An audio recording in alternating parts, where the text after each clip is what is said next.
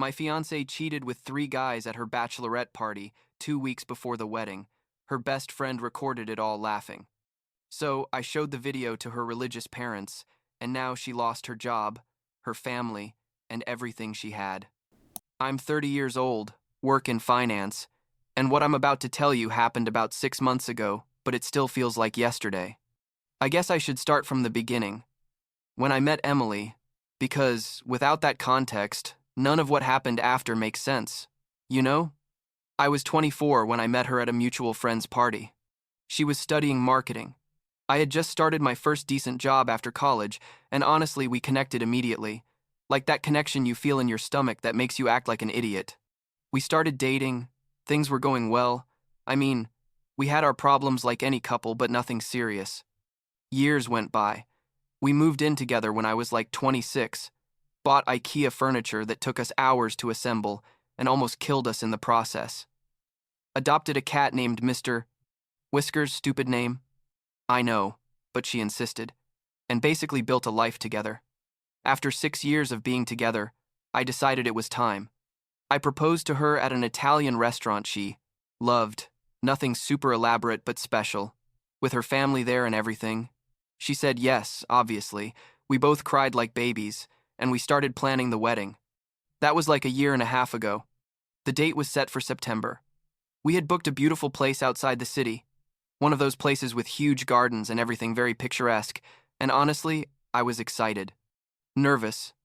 Yes, because getting married is a big decision, but excited. I thought I had found the person I was going to grow old with, have kids with, that whole future vision you have when you think you know someone. The thing is, like 2 weeks before the wedding, I came home early. I normally worked late, but that day I had a meeting that got canceled, and I decided to leave around 4 inches the afternoon, something that almost never happened. Emily wasn't there. She had gone out with some friends or something. I don't remember exactly. I walked into the apartment, threw my stuff on the couch, and saw a package on the dining room table. It was one of those normal shipping boxes, nothing special, but it had Amber's name on the return address. Amber was Emily's best friend since college, a girl who honestly I never really liked. I always felt she was one of those friends who encourages you to do stupid things and then washes her hands of it. You know what I mean? I wasn't going to open the package. I mean, it wasn't for me, but it was kind of badly sealed and I could see there was a USB drive inside. A simple black USB drive, one of those you buy in packs of 3 on Amazon for like $10. Something in my stomach twisted. I don't know why, but I knew there was something weird. I called Emily. She didn't answer, which wasn't strange because sometimes she left her phone on silent. I stood there for like 5 minutes staring at that package, internally debating whether or not I should get into what clearly wasn't my business. In the end, curiosity won.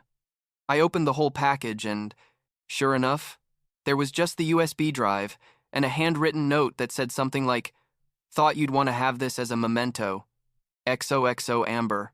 My heart was already beating fast. I went to my laptop, turned it on, and plugged in the drive. There was a single file, a video about 2 hours long. I opened it. The first few minutes were normal. I mean, it was the video from Emily's bachelorette party. It had been like 3 weeks earlier, a weekend she went with her girlfriends to a resort 2 hours outside the city. I had had my bachelor party the same weekend, nothing crazy, just beer and video games with my friends at one of their places. In the video, you could see Emily and her friends taking shots, dancing, laughing, the typical stuff. I was about to close the laptop, thinking Amber was just being an idiot, sending random videos, when things changed. The video jumped to later that night. You could tell they were all pretty drunk. They were in what looked like a hotel suite. One of those big suites with a living room and everything. And then 3 guys appeared. 3 guys I didn't know, who clearly weren't part of the original group. Amber was recording all this with her phone, and you could hear her laughing and yelling things like, "Come on, let's go, it's your last night of freedom." The other friends were also there. Stephanie and a couple more I vaguely recognized, all laughing and cheering. And then I saw it. I saw Emily, my Emily, the woman I was going to marry in 2 weeks, making out with one of those guys. It wasn't an accidental kiss or a moment of confusion. It was a long, intense kiss. with his hands on her waist and her hands on his neck. I froze. My brain wasn't processing what I was seeing. I kept watching. I don't know why. I guess part of me needed to confirm it was real, that I wasn't misinterpreting anything. Things got worse, much worse. The video continued and basically showed Emily with all three guys, one after another, and I'm not. I'm going to go into specific details because it still turns my stomach to think about it, but it was explicit enough to leave no room for any interpretation. And during all this, Amber kept recording, laughing, making comments about how this is what you do in Vegas, even though they weren't even in Vegas. The other friends were also there, some actively participating and encouraging this, others just laughing uncomfortably in the background. When the video ended, I just closed the laptop. I didn't cry in that moment, didn't yell, didn't break anything. I just sat there in complete silence for I don't know how long. I think I was in shock. 6 years. 6 years of my life with this person, planning a future, building something together, and it was all a lie. Or at least, it had all ended up being a lie. Emily got home around 8 at night. She came in all happy, gave me a kiss on the cheek, started talking about something related to the wedding preparations. I don't remember what exactly. I was still on the couch, with the laptop closed next to me.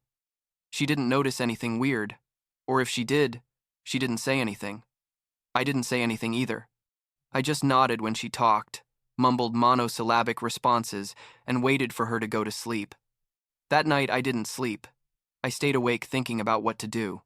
Part of me wanted to confront her immediately, yell at her, demand answers. But another part, the colder, more calculating part that I didn't know I had, told me that wasn't enough. If I confronted her, she would cry, apologize, say it was a mistake, that she was drunk, that it didn't mean anything.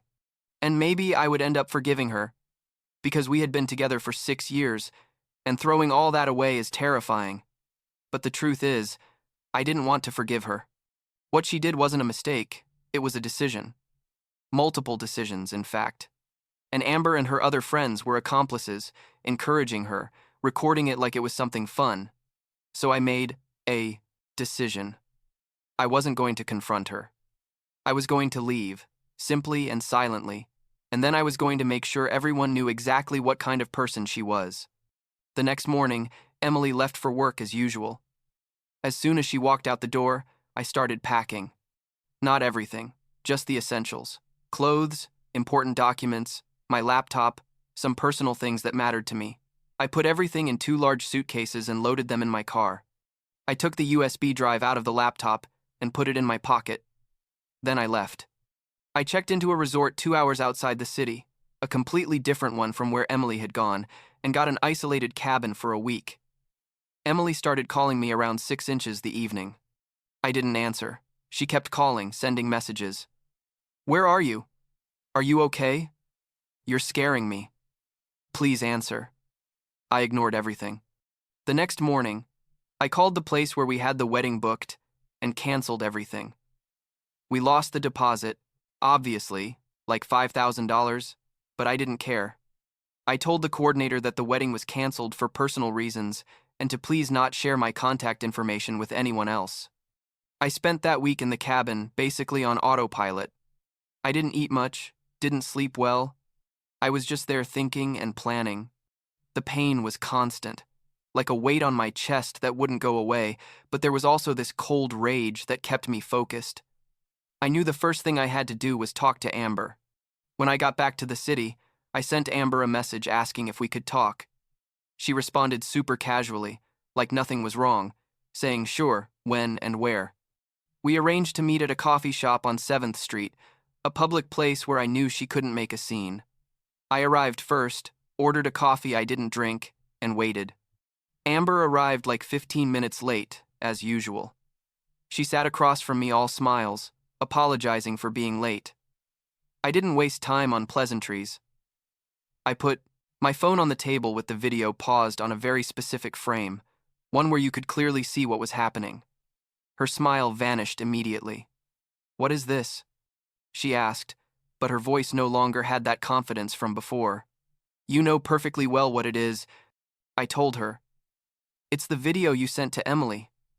The video you recorded while you encouraged my fiancée to sleep with 3 strangers. She tried to defend herself, saying it was just fun, that Emily was drunk, that all girls do crazy things at their bachelorette parties. I asked her if she had told Emily she was going to record all that and send it to her. She went silent. I want you to know, I said, keeping my voice as calm as possible even though inside I was boiling, that I'm going to show this video to her parents and to all our mutual friends. And I want you to know that you're just as responsible for this as she is, because you encouraged her, you recorded it, and you sent it to her like it was a nice memory. Amber went pale. She started stammering something about how I couldn't do that it would ruin Emily's life. She ruined her own life, I responded. I'm just going to make sure people know the truth. I got up and left without waiting for her response. That same day, I went to Linda and Michael's house, Emily's parents. They had always been good to me, conservative but kind people, the type who go to church every Sunday and have very traditional values about marriage and family. When I arrived, they were surprised to see me. They let me in, offered me coffee, asked why I hadn't come with Emily. I told them I needed to talk to them about something important and that it wasn't going to be easy to hear. Michael immediately got serious. Linda looked worried. I took out my laptop, opened the video, and put it in front of them. This is from your daughter's bachelorette party, I said. I think you have the right to know what kind of person she is before you make the mistake of supporting this marriage. Watching their faces while they watched the video was probably one of the hardest things I've had to do. Linda started crying almost immediately. Michael just stayed quiet, jaw clenched, watching the whole screen with an expression I can't describe.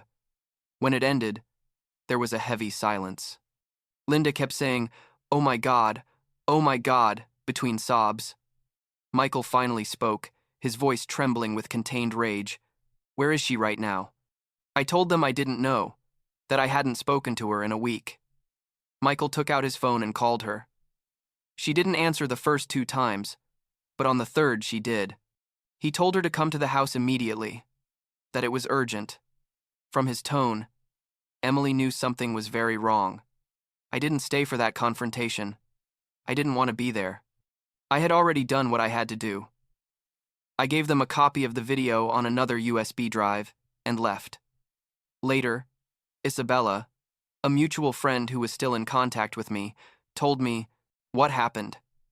Emily arrived at her parents' house, and her parents basically put the video in front of her without saying a word. She tried to explain, cried, begged them to understand, but Linda and Michael didn't want to hear anything. Michael, according to Isabella, told her she had 24 hours to get all her stuff out of their house. Emily had been living with them while we planned the wedding to save money, and that they didn't want to see her again until she fixed her life and found God again. Emily tried to call me after that, hundreds of times, text messages, voicemails, emails.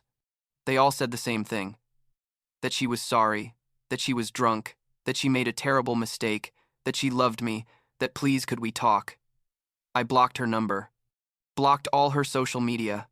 I didn't want to hear her excuses, but I didn't stop there. I shared the video with our mutual friends. Not with everyone, just with those I considered close and who deserved to know the truth. Rachel, a girl who was going to be a bridesmaid at our wedding, was in shock.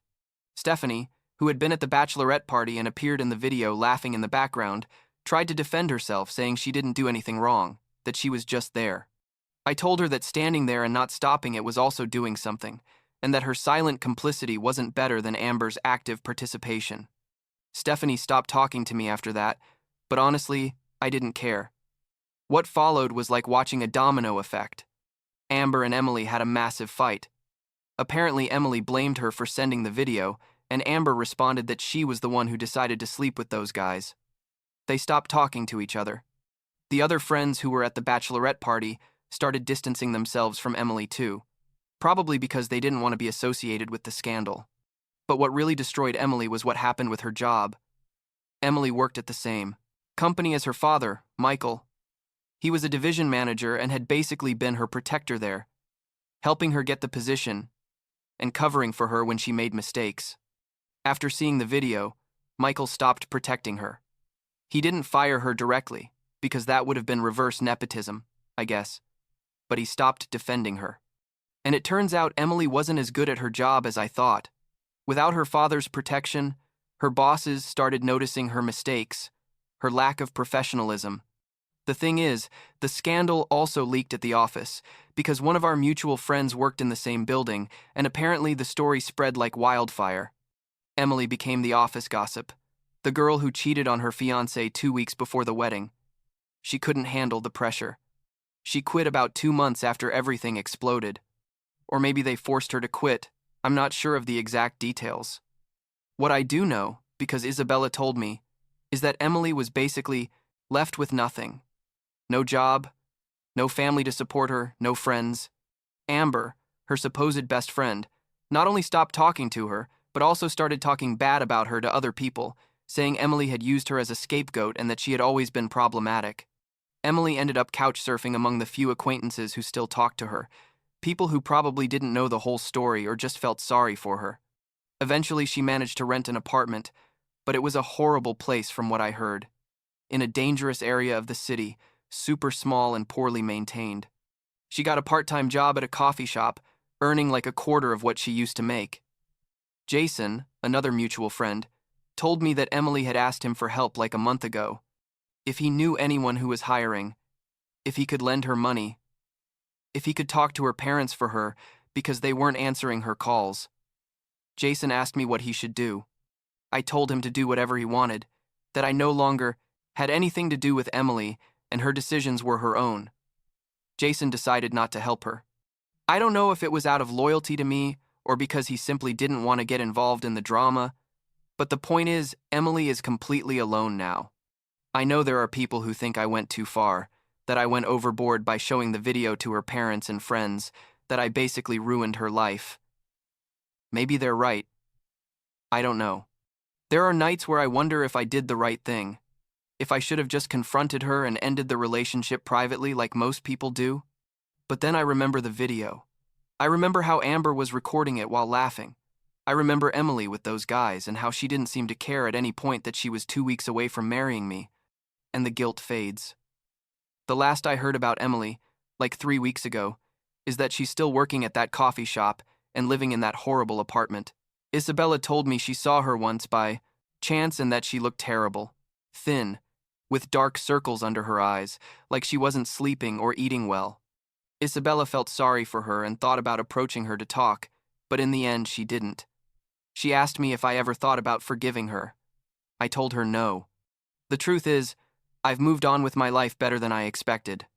I got a promotion at work 2 months ago, moved to a new apartment that's close to my office, and I've been on some dates, though nothing serious yet.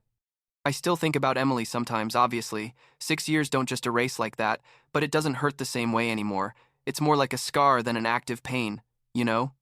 A week ago, I was having coffee at a coffee shop near my new apartment, working on my laptop, when I looked up, and for a second, I thought I saw her. A woman across the street with similar hair, similar way of walking. My heart raced for a second before I realized it wasn't her. It was just someone who looked like her. I sat there for a few minutes after that, thinking about what it would be like if I had really seen her, if she had approached to talk to me. I don't know what I would say to her. Probably nothing. I guess what I learned from all this is that you really never completely know someone, no matter how many years you've been together, and that actions have consequences, sometimes more severe consequences than people expect. Emily made her decisions that night at the resort. Amber made her decisions by encouraging and recording everything. And I made my decisions afterward. I don't regret mine.